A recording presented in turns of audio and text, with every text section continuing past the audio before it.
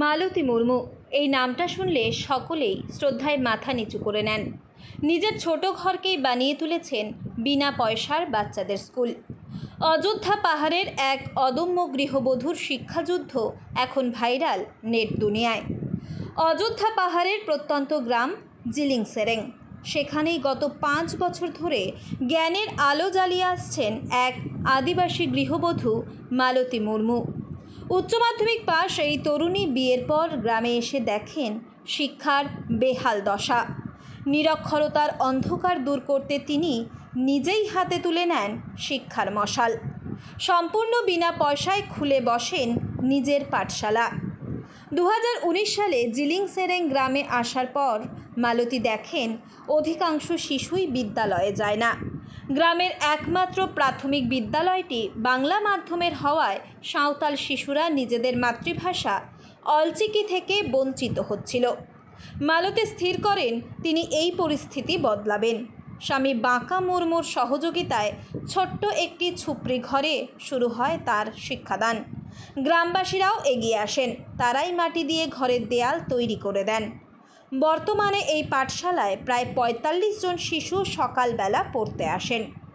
চতুর্থ শ্রেণী পর্যন্ত তাদের অলচিকি, বাংলা ও ইংরেজি শেখানো হয়। মালতী মুর্মু জানান তাদের গ্রামের শিশুরা পঞ্চম শ্রেণীর পরে স্কুল ছেড়ে দেয়, কারণ নিকটবর্তী স্কুলগুলো প্রায় 10 থেকে 12 কিলোমিটার দূরে। জঙ্গলের পথ পেরিয়ে যাওয়াটা খুব কঠিন, তাই অনেকেই আর স্কুলে যায় না। মালতী নিজের পকেটের পয়সা খরচ করে ঝাড়গ্রাম থেকে অলচিকি ভাষার বই কিনে এনেছেন, যাতে শিশুরা তাদের মাতৃভাষার সাথে পরিচিত হতে পারে। দুটি ছোট সন্তান, একটি 4 বছরের ছেলে এবং 1.5 মাসের আরেকটি ছেলেকে সামলে সংসারের সব কাজ করেও মালতী এক মুহূর্তের জন্য শিক্ষাদানে পিছপা হন না। তার একটাই উদ্দেশ্য, গ্রামের একটি শিশুও যেন নিরক্ষর না থাকে। লকডাউনের কঠিন সময়েও যখন সব কিছু বন্ধ ছিল, মালতী তখন শিশুদের পড়াশোনা ভুলতে দেননি।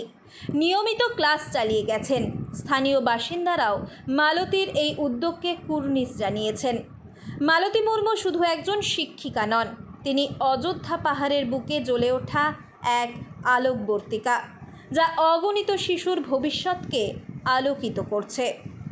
পুরুলিয়া থেকে বংশীধর সিংহের রিপোর্ট, নয়া জামানা। এখানে আগে আমি যখন বিয়ে করে এলাম তখন এখানে শিক্ষার দিক থেকে অনেকটা কাঁচা ছিল। তারপরে আমার স্বামীকে বললাম যে আমরা একটু শিক্ষা দান করি বাচ্চাদেরকে। তখন আমরা 2020 থেকে শুরু করেছি বিনা পয়সায়। তারপরে এখানে ঝুপড়ি করে বাচ্চাদেরকে পড়াতে শুরু করলাম। শুরু করে তারপরে আস্তে আস্তে গ্রামবাসীদেরকে বলে দেওয়াল তৈরি করলাম ওদের সহযোগিতায়। তারপরে এখন এই তো পড়াচ্ছি সাঁওতালি ভাষা। আগে সাঁওতালি থেকে শুরু করেছিলাম, সাঁওতালি, বাংলা, তারপরে এখন সব ভাষাতে পড়াই। সাঁওতালি অথবা বাংলা, ইংরেজি, সব ভাষা। এখন আপাতত 45টা আছে, আগে অনেকটা বাচ্চা ছিল। এখন কোন ক্লাস থেকে পড়াচ্ছেন আপনি? এখন অ থেকে ঘর অবধি। তো সংসারের কাজ বাদ দিয়েও কি আপনি পড়াশোনা করেন? সংসারের কাজে কি সমস্যা হয় নাই? না, সমস্যা হয়, কিন্তু এখানে ওই যে শিক্ষা নেই, এই জন্য আমরা পড়াচ্ছি। কখন ক্লাস করান আপনি? সকালে। কে কে সহযোগিতা করে আপনাকে? আমাকে সেরকম এনজিওরাও সহযোগিতা করে না, কিন্তু আমরা নিজের থেকে পড়াচ্ছি বিনা পয়সায়। হ্যাঁ। আপনার স্বামী আপনার কতটা সহযোগিতা করে? হ্যাঁ, আমার স্বামী সহযোগিতা করে। গ্রামবাসীরা ওই দেওয়ালটা করেছে। কি নাম আপনার? মালতী মুর্মু।